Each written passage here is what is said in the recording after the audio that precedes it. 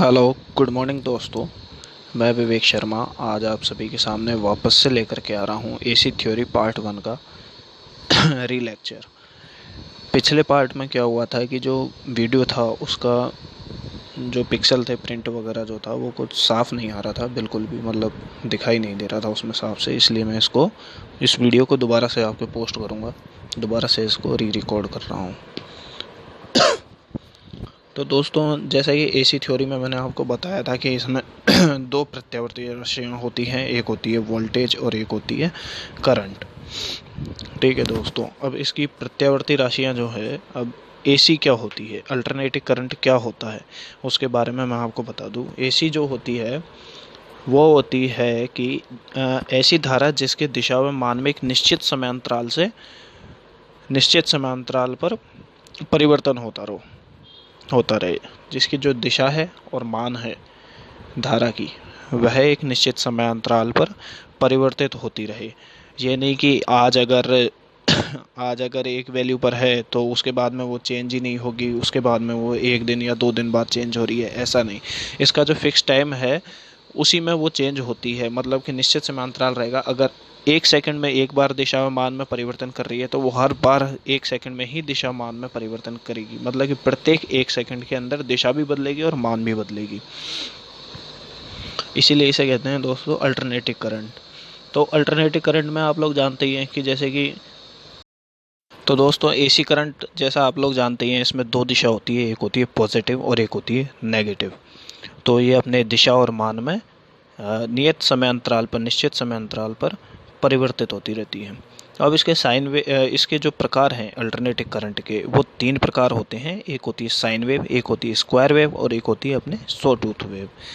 तो sine wave जो होती है वो हमेशा अल्टरनेटर से और ऑसिलेटर दोनों से ही प्राप्त कर सकते हैं। लेकिन जो दोस्तों ये जो बाकी की जो दो हैं, स्क्वायर वेव और सॉ टूथ वेव, ये सिर्फ हमारे को ऑसिलेटर द्वारा ही प्राप्त होती है। तो हम कह सकते हैं कि इसके जो मेन जो दो सोर्सेज हैं वो एक तो अल्टरनेटर है और एक ऑसिलेटर है। ठीक है दोस्तों, अब हम बात करेंगे इस डायग्राम के थ्रू जो मैंने दे रखा है, जो काफ़ी सारे पॉइंट भी हैं इसके अंदर है। जैसे कि मान लीजिए ये हमारा एक डायग्राम है एसी का। इसमें सबसे पहले हम बात करते हैं फ्रीक्वेंसी की। तो फ्रीक्वेंसी होती क्या है? फ्रीक्वेंसी का मतलब होता है दोस्तों कि एसी द्वारा 1 सेकंड में लगाए गए चक्रों की संख्या, मतलब कि एसी द्वारा 1 सेकंड में अपने जो दिशा मान का परिवर्तन है कितने चक्रों में पूरा करता है। तो 1 सेकंड में टोटल ये भाई साहब चक्र लगाते हैं, 50 चक्र लगाते हैं। इसीलिए हमारे भारत में जो फ्रीक्वेंसी है एसी की वो भी 50 हर्ट्ज है। तो फ्रीक्वेंसी जो होती है उसका मात्रक होता है हर्ट्ज, और जो प्रतीक होता है वो होता है दोस्तों एफ।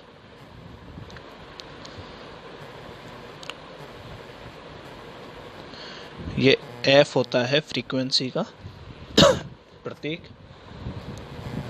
और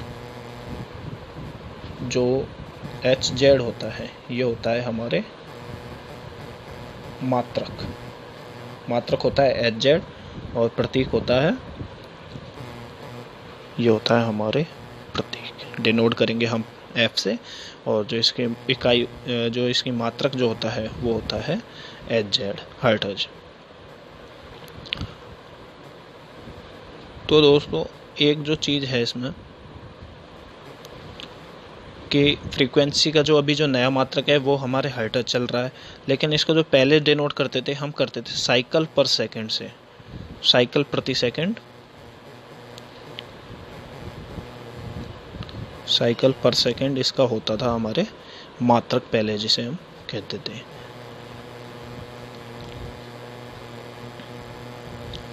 तो ये तो बात हो गई दोस्तों फ्रीक्वेंसी की। अब हम बात करेंगे इसके जो पीक वैल्यू होती है उसकी। तो एसी जो होती है उसमें दो प्रत्यावर्ती राशियां होती है, जिनमें एक है हमारी करंट और एक होती है वोल्टेज। तो वोल्टेज या करंट द्वारा, मतलब एसी द्वारा किसी भी दिशा में, चाहे वो पॉजिटिव हो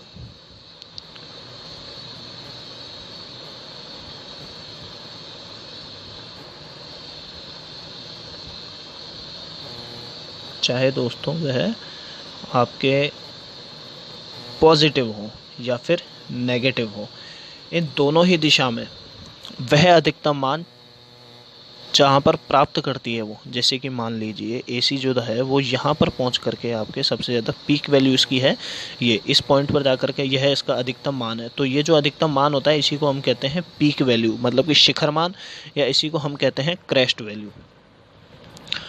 ठीक है दोस्तों, अब इसके बाद में हम बात करते हैं इंस्टेंटेनियस वैल्यू की, जिसे हम कहते हैं तात्कालिक मान।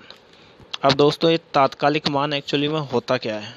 तो तात्कालिक मान होता है कि प्रत्यावर्ती राशि, चाहे वोल्टेज हो चाहे करंट हो, उसका किसी भी दिशा में किसी भी क्षण मापा गया जो मान होता है उसे हम कहते हैं तात्कालिक मान। मान लीजिए कि हमने जो है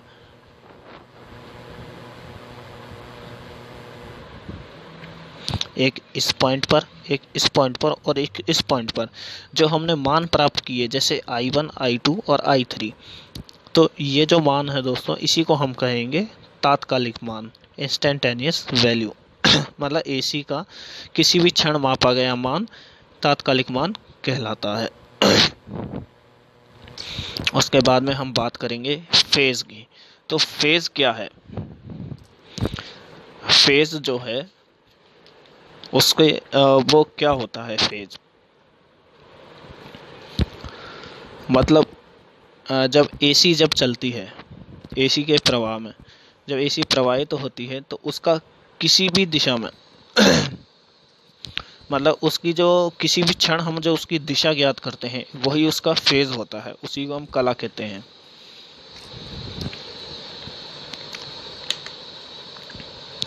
मतलब कि अभी हमने मान लीजिए हमने दिशा देखी, तो अभी ये जो एसी जा रही है ये इस साइड में जा रही है, ऊपर की साइड में, मतलब कि ये जा रही है, तो ये इससे एसी का जो ये वाला साइड है इसे ही हम फेज कहेंगे। चाहे आप इस दिशा में ले लो चाहे इस दिशा में ले लो, आप किसी भी टाइम जो भी दिशा आप देखते हैं उसी को फेज कहते हैं।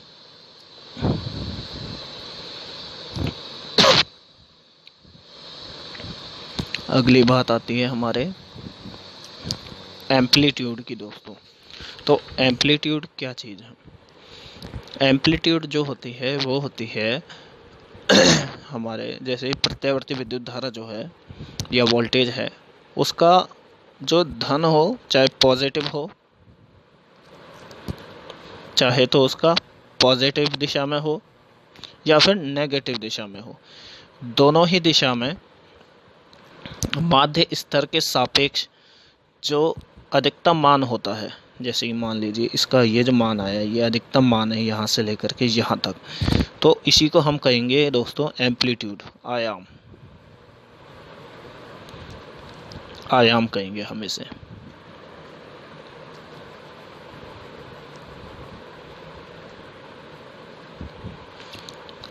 आयाम कहेंगे। अब ये तो हो गई इसकी जो मेन जो पॉइंट्स थे उसकी बात। अब अगर हम बात करते हैं एसी के गुणों की, जो एसी है उसके अगर गुणों की बात करते हैं हम, तो एसी के कई सारे गुण हैं। जैसे मैंने यहाँ पर पॉइंट भी किया है कि इसका लो कॉस्ट पर ट्रांसमिशन किया जा सकता है, फर्स्ट पॉइंट जो है। तो इसको मैं आपको बता दूँ लो कॉस्ट पर ट्रांसमिशन का क्या फ़ायदे हैं। जैसे कि दोस्तों हमारे जो वायर्स होते हैं, जो कॉपर वायर लगता है जो भी ट्रांसमिशन वगैरह में, या फिर ACSR वायर जो है, कई तरह के वायर होते हैं। तो इनमें फ़र्क क्या पड़ता है लो कॉस्ट ट्रांसमिशन में?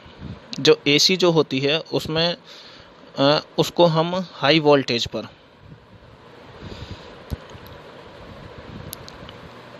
हम उसको हाई वोल्टेज पर ट्रांसमिट करते हैं। और इसको जो हाई वोल्टेज पर ट्रांसमिट करने का कारण है वो यही है कि जितना पतला आपका वायर होगा, क्रॉस सेक्शन एरिया जो होगा वायर का, वो अगर कम होगा तो उसमें वोल्टेज अधिक रहेगी और करंट कम रहेगी। और हमें जो आवश्यकता होती है वो हमारे को अधिक वोल्टेज की आवश्यकता होती है और कम करंट की आवश्यकता होती है। तो इससे सीधा निष्कर्ष है कि हम जो इसका जो ट्रांसमिशन कर रहे हैं वो हाई वोल्टेज पर कर सकते हैं। और दोस्तों अगर करंट कम है तो हमारे को पतले वायर की आवश्यकता पड़ेगी, मतलब कि क्रॉस सेक्शन एरिया कम होगा, जिससे कि हमारे वायर की जो कॉस्ट है वो भी कम हो जाएगी। इसलिए हम कह सकते हैं कि लो कॉस्ट पर ट्रांसमिशन करना इसका संभव है। उसके बाद में इसका जो आता है उच्च वोल्टता पर उत्पादन किया जा सकता है, मतलब कि हाई वोल्टेज पर हम इसका प्रोडक्शन कर सकते हैं। अब क्यों कर सकते हैं? क्योंकि इसके जो वोल्टेजेस हैं वो स्टेप अप और स्टेप डाउन करने में बहुत ही सिंपल होते हैं। हम उसको स्टेप अप भी कर सकते हैं और उसको स्टेप डाउन भी इजीली कर सकते हैं। वो आप जानते ही हैं, जो हमारी स्टैटिक डिवाइस है ट्रांसफार्मर, उसके द्वारा कर सकते हैं।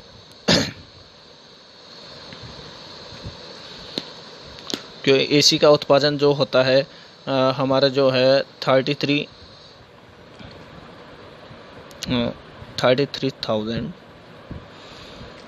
वोल्ट्स पर कर सकते हैं,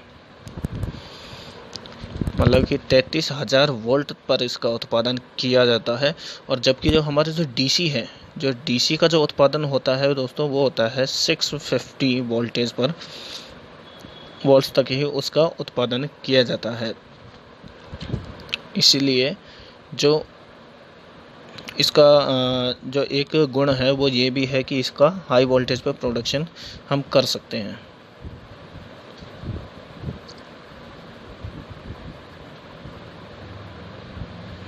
ठीक है दोस्तों, अगला पॉइंट आता है हमारा इजी वोल्टेज कन्वर्जन। जैसा अभी मैंने बताया कि हमारा जो स्टैटिक डिवाइस है ट्रांसफार्मर, उसके द्वारा हम इसका इजीली जो वोल्टेज अप भी कर सकते हैं और इसका वोल्टेज डाउन भी कर सकते हैं।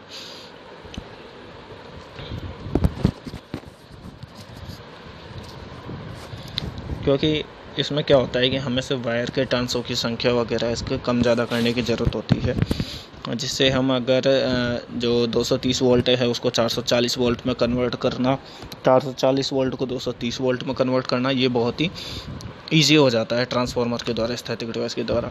और अगर यही वृद्धि अगर हमारे को डीसी वोल्टेज में करनी हो, डीसी वोल्टेज में अगर इंक्रीमेंट अगर हमारे को करना हो, तो उसके लिए हम मेनली यूज़ करते हैं रोटरी बूस्टर जो होता है, उसे हम प्रयोग में लेते हैं। और जो इसका आखिरी जो पॉइंट है, इसका जो इक्विपमेंट का जो कंस्ट्रक्शन होता है वो डीसी की तुलना में बहुत ही कम खर्च में हो जाता है, और मतलब कि लो कॉस्ट पर इसका कंस्ट्रक्शन हो जाता है, सरल भी होता है इसका कंस्ट्रक्शन। और जो इसका जो मेंटेनेंस जो होता है, अनुरक्षण जिसे हम कहते हैं, तो एसी का अनुरक्षण भी बहुत कम होता है। और जो एसी है उसको हम इजीली डीसी में कन्वर्ट भी कर सकते हैं। तो ये इसके एसी के कुछ गुण हैं।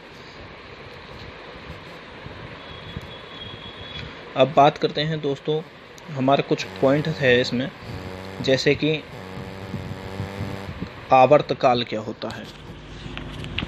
तो आवर्तकाल के बारे में मैं आपको बता दूं, पीरियोडिक टाइम जिसे हम कहते हैं।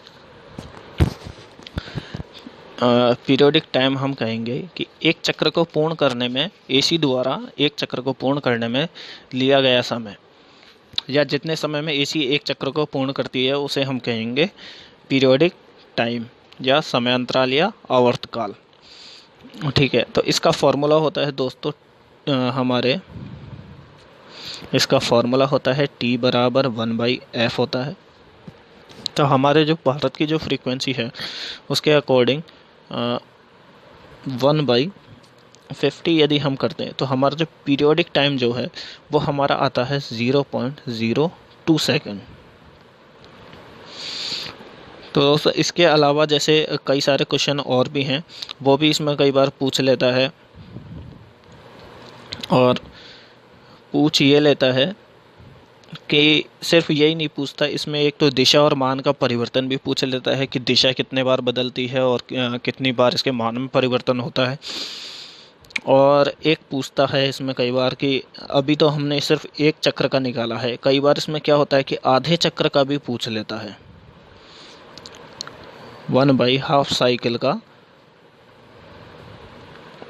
इसमें पूछ लेता है कि इस 1/2 साइकिल को कंप्लीट करने में कितना समय लगता है। तो जैसा अभी आया था, हमारा एक साइकिल को कंप्लीट करने में समय लग रहा था हमारा 0.02 सेकेंड। तो इसके आधे साइकिल को कंप्लीट करने में कितना समय लगेगा, तो हम 2 से इसको डिवाइड कर देंगे।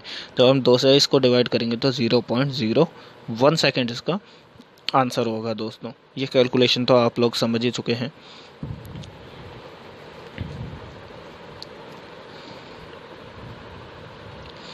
अब इसके बाद में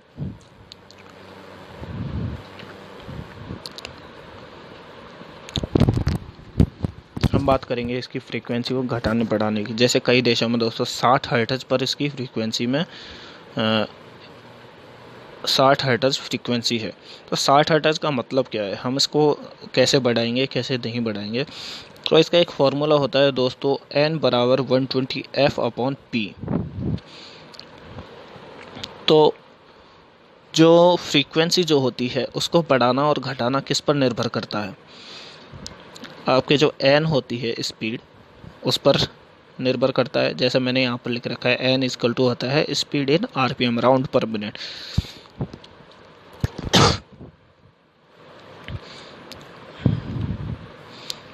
तो जो f होती है वो होता है n के डायरेक्टली प्रोपोर्शनल होता है। यदि हम n में इंक्रीमेंट करते हैं, स्पीड में अगर इंक्रीमेंट करते हैं तो हमारी जो f है वो भी इंक्रीज हो जाएगी।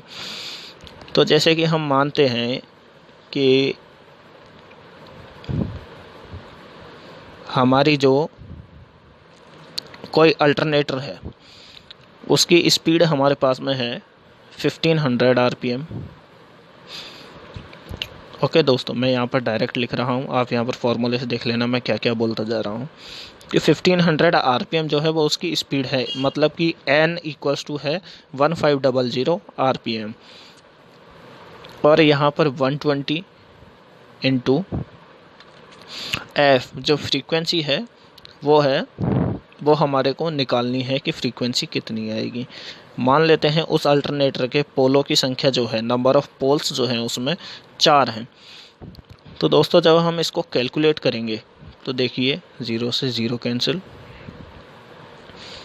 4 से 3 बार और 3 से जाएगा ये 5 बार, 50 बार।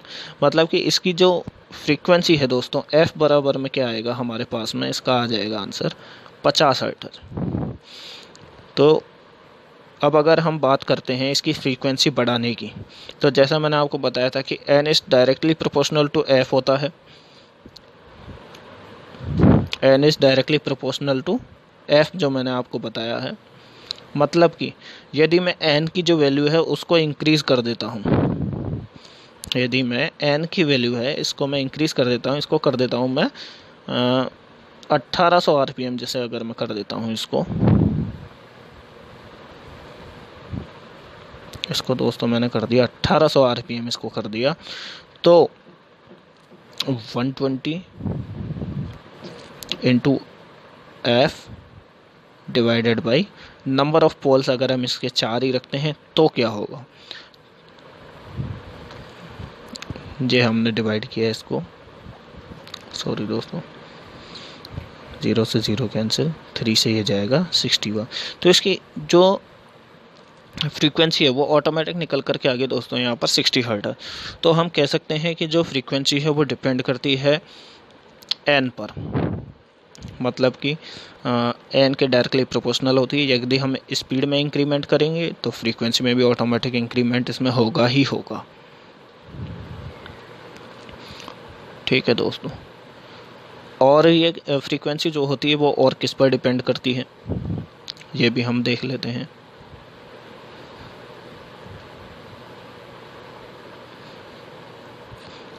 ये जो फ्रीक्वेंसी होती है, जैसे कि इसी फॉर्मूले से अगर हम देखें तो इसका क्या आएगा, f इक्वल्स टू आ जाएगा NP अपॉन 120।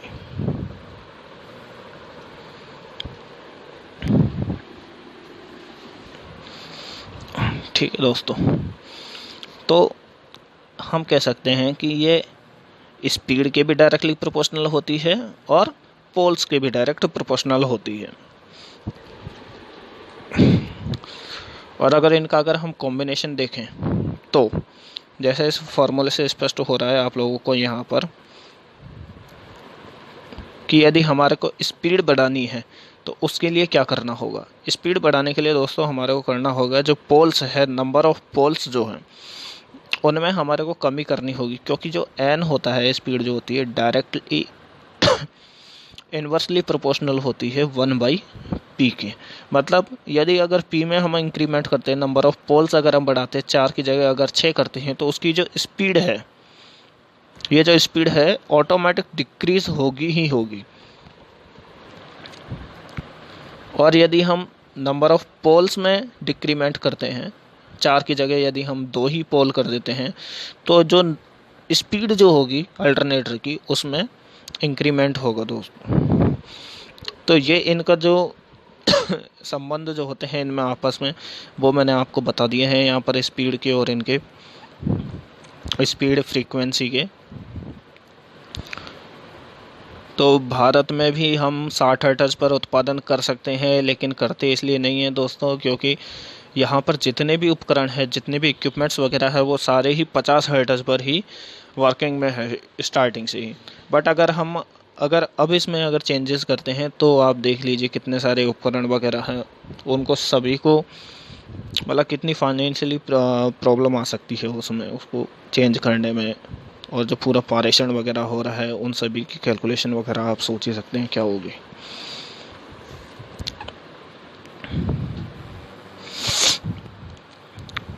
तो दोस्तों ये जो कुछ बातें थी ये आप लोगों को बताने लायक थी, और ये टॉपिक हमारा जो पार्ट 1 का जो था ये मैंने आज रीशूट किया है यहाँ पर। तो गाइस एक बार लाइक और शेयर ज़रूर करें, इसे सब्सक्राइब भी करें। और अगर कुछ इसमें अगर आपको टॉपिकों के बारे में कुछ जानना है, या मैं अभी इसमें टॉपिक वाइज कंटिन्यू कर रहा हूँ, टॉपिक टू टॉपिक, यदि आपको उसके अलावा भी किसी टॉपिक में प्रॉब्लम आ रही है तो उसे आप कमेंट बॉक्स में ज़रूर लिखें, उस पर भी मैं आपको जल्द ही वीडियो बना करके ज़रूर अपलोड करूँगा दोस्तों। Thank you.